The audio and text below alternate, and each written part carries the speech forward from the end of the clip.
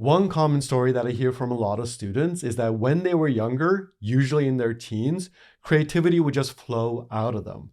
They couldn't help but to create because they loved it so much, and there was this deep passion and motivation that happened naturally. But then as they got older, maybe within a couple of years, they started to consume more and more tutorials, more and more frameworks of how they should be making their art.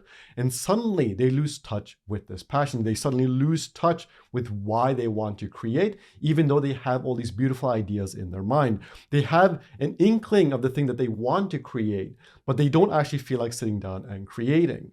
It might seem a little bit counterintuitive that consuming more knowledge would get in the way of you loving your practice. You want this knowledge to then execute on your ideas. So why is that getting in the way?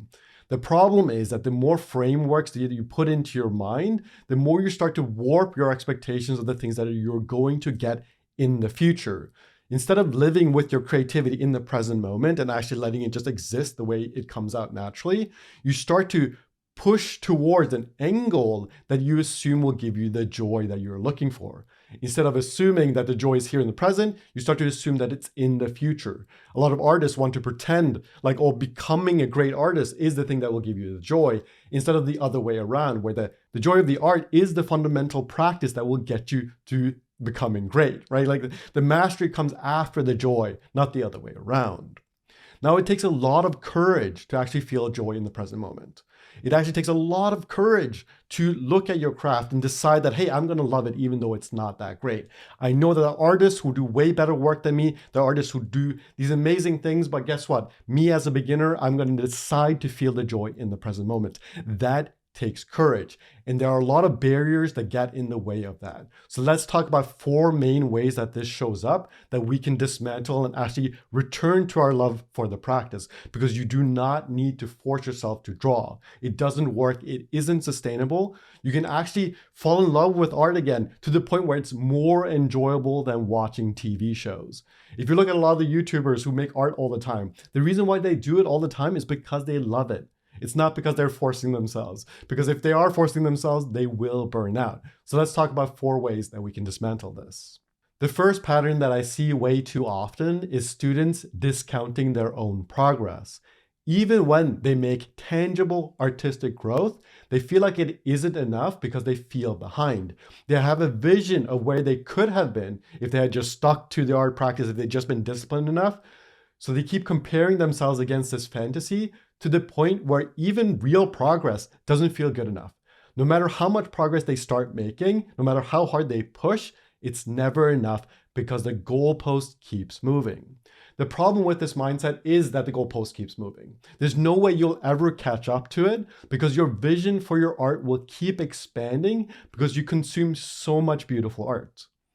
If you are someone who keeps consuming great artists and that feels punishing, it doesn't feel inspiring, I recommend you actually take a break away from consuming your favorite artists. Just give yourself like a 1 month off where you are not consuming Instagram, not watching great art that you want to replicate. Just take a break from it and let those expectations settle a little bit so that you can start to appreciate your own practice a little bit more.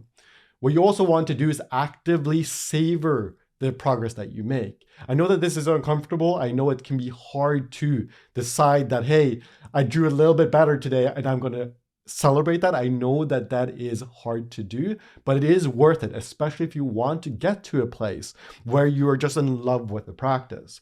Think about it in terms of video games. Anytime you play a game, there's always some sort of progress bar that makes everything very tangible, which makes it so satisfying. Every small thing that you do is showing up in some sort of metric in the game, and that makes it super fun. Even when you make small progress, you just celebrate it because you can see how it fits into the larger picture. So we want to do the same thing with our artistic practice. We want to pay attention to all the small ways we're actually improving because it's those small bits of progress that will add up to larger progress in the future. It makes every day satisfying. You can do a bad drawing today. You can sit down and do a horrible, ugly drawing today and still find an edge where you're like, you know what? I drew 1 line that's good there. And you can celebrate. You can actually celebrate that. I have done that actively for a long time to fix this within myself, which is why I feel so passionate about this. Drawing feels so much easier for me today because I'm able to celebrate even the smallest bits of growth. Even if it's like minuscule. I'm able to celebrate it, and I actively do that practice to make sure that I fall in love with the practice, fall in love with drawing, to the point where it almost doesn't matter if I make long-term growth because I'm seeing bits of progress here and there now, and that's enough for me. The second pattern that I see way too often is what I like to call a fused identity. You think of yourself as a creative person, and that's a huge part of how you see yourself. So you start to attach your self-worth to your art.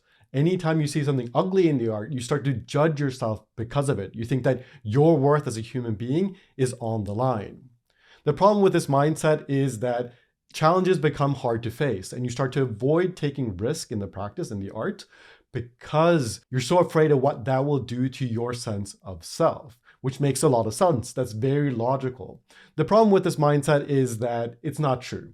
Your art is something that you're creating. It flows through you. It is a part of your soul. It is a reflection of your interests, but it's not a reflection of your intrinsic worth as a human being.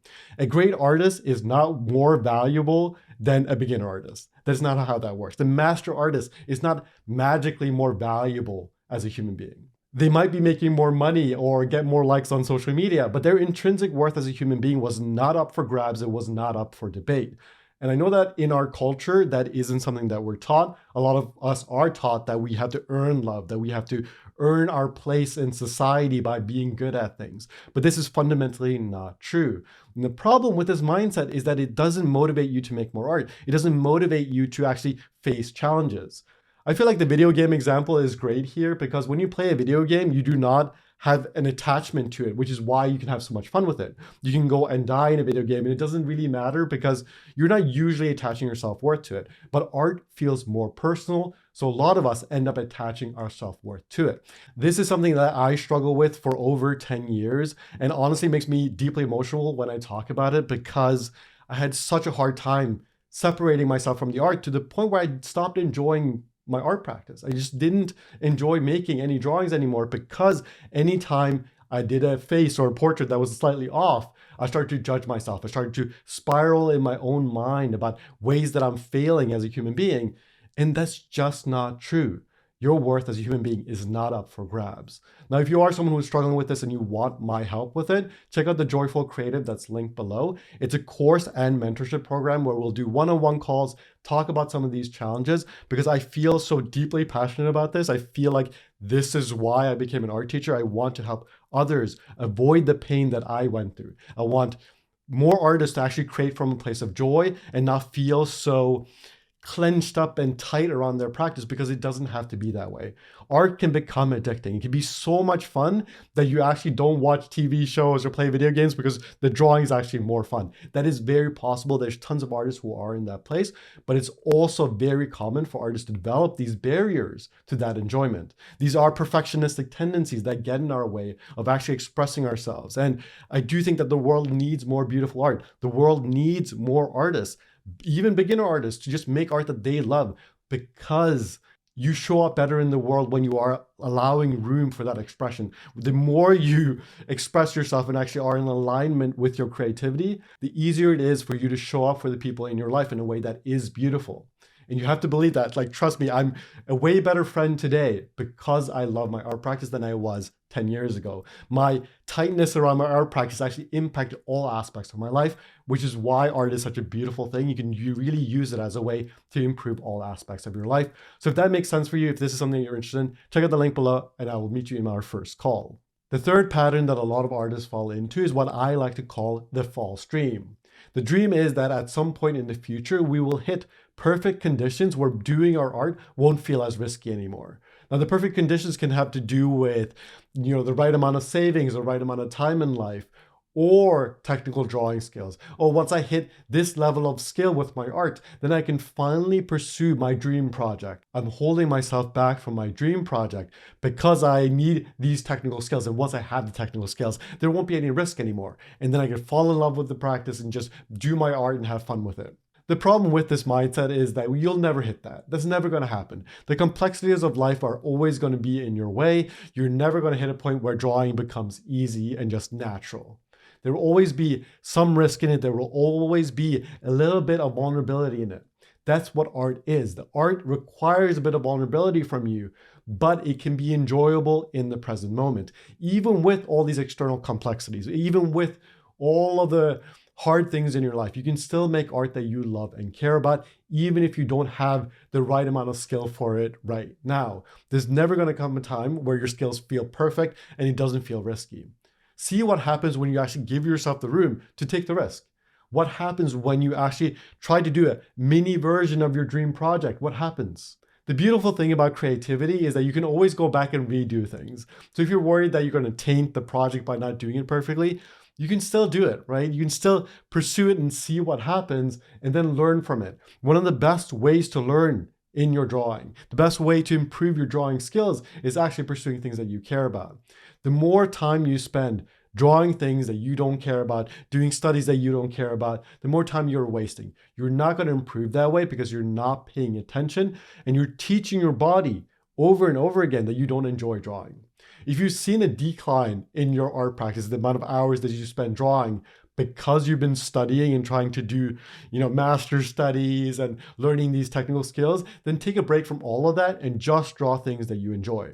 Take a break from all of the studies and just be like, for the next 2 months, I'm only going to draw things that I enjoy. I'm going to give myself permission to do it poorly and just explore and see what happens. I'm going to start my project and see what happens. Approach your art practice from a curious mind instead of holding on to a dream that clearly isn't coming true. Has this dream that you've been holding on to come true at any point?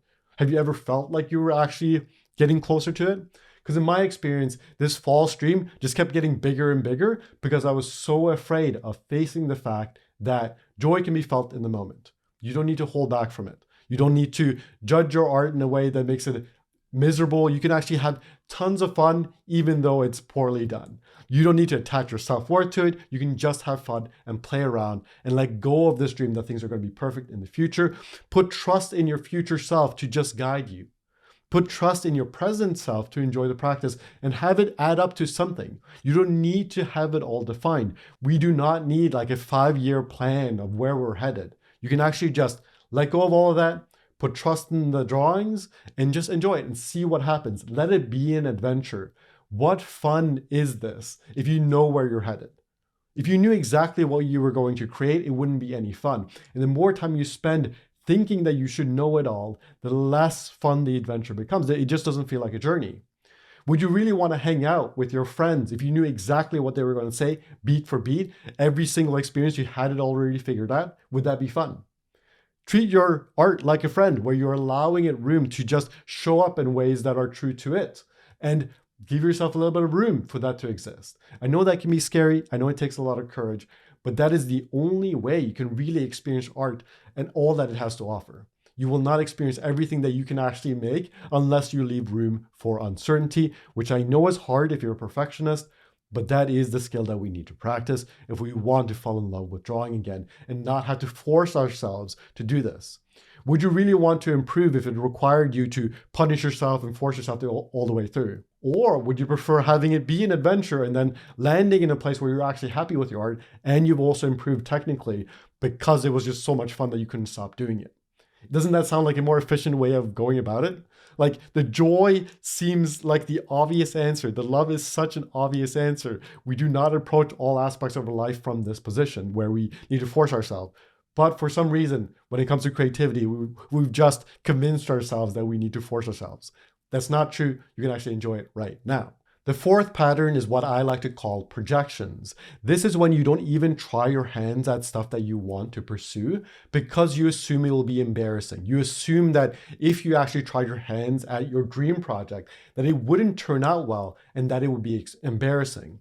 You're projecting a story onto other people that judges you, right? You're looking outside of yourself and then looking back at yourself as if it'll be a negative experience. So you don't even try. You don't even give yourself the permission to do things that you would actually probably enjoy if you just gave yourself permission. I know it's very easy to internalize external voices. It's very easy for your inner critic to be full of external voices that you've probably invented, or maybe some of them are real. Maybe some of them actually happened in the past, but you keep holding on to those voices and use those voices to hold yourself back from joy. You can actually just give yourself permission to do those things and stop projecting these stories onto your art. Your art isn't that big of a deal. Hold it less tightly. Hold your projects less tightly so that you can actually pursue them in a way that is more exploratory. Pursue your interests with more curiosity. The problem with this projections mindset is that you're so focused on the potential negative experience that you can have in the future that you actually create that negative experience here in the present moment.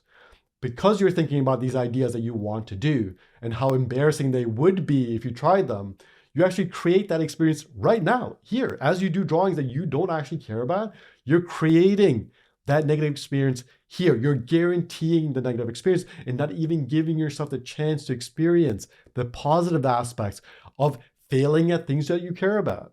You're holding yourself back, and you don't need to do that anymore. You can let go of those projections and not hold on to them so tightly, and then pursue the potential joy that would come from exploring your ideas from a point of curiosity. I know that this can be difficult. It can take a lot of practice and time, but you can allow those voices to exist in the background. Instead of letting them be in the foreground, being in the driver's seat of your creativity, you can have them be in the back seat, and they can keep yapping at you, right? They can keep saying negative things at you, and you can just say like, hey, sure, whatever. Like, I hear you, but I'm not going to listen to you. I'm still going on this drive. I'm still going on this journey, on this adventure.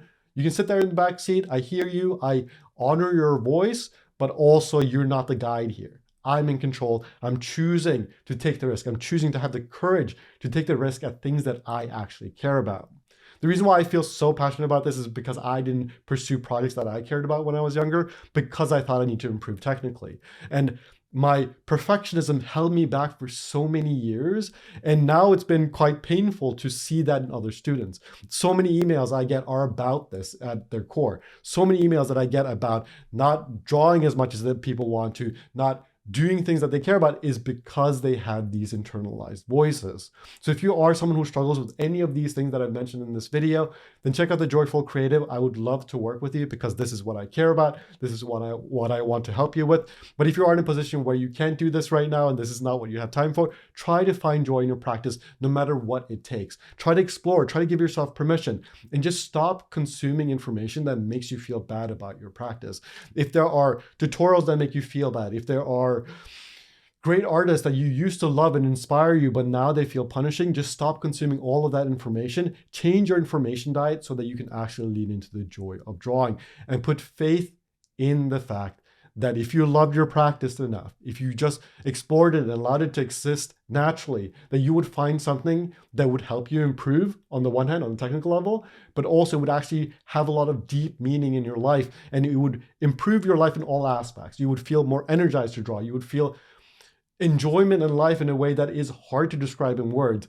And anything I say here, I feel like will fall short of what that experience is actually like when you give yourself that permission. I know it's not easy. I know it's going to take some time, but if you want my help with it, check out the link below. And then whenever you're ready, I'll see you in the next video.